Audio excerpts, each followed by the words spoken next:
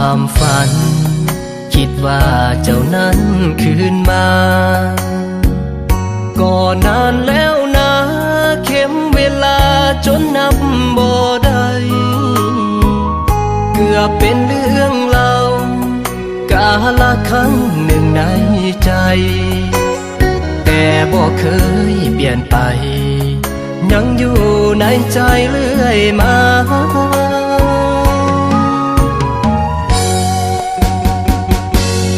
อยากรู้ว่าตอนนี้น้องอยู่กับใครมีแล้วบ่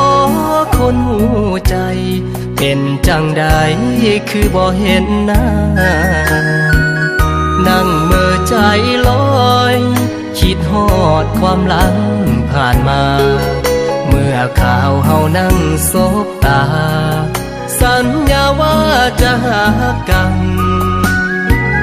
อายอยู่ทางนี้ยังคิดฮอดทุกเวลาแนมดาวอยู่ฟ้าเหมือนได้สบตาน้องลาทางนั้นยินเสียงฟ้าห้อง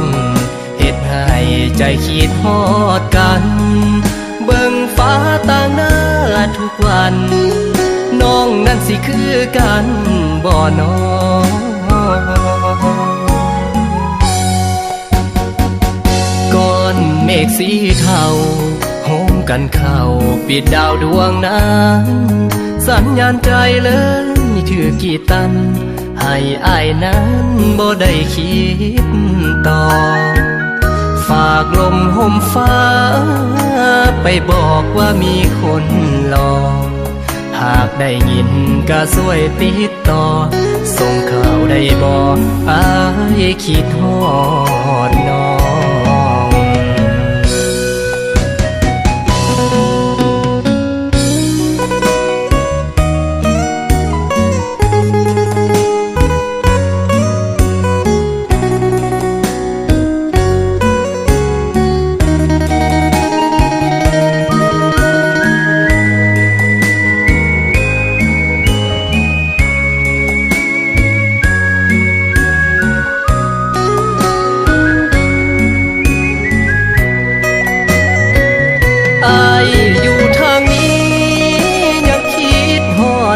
เว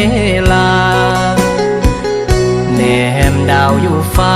เหมือนได้สบตาน้องลาทางนั้นยินเสียงฟ้าห้องเฮ็ดให้ใจคิดฮอดกันเบิ่งฟ้าต่างหน้าทุกวันน้องนั้นสิคือกัน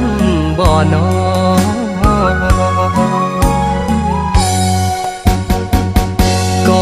เมฆสีเทา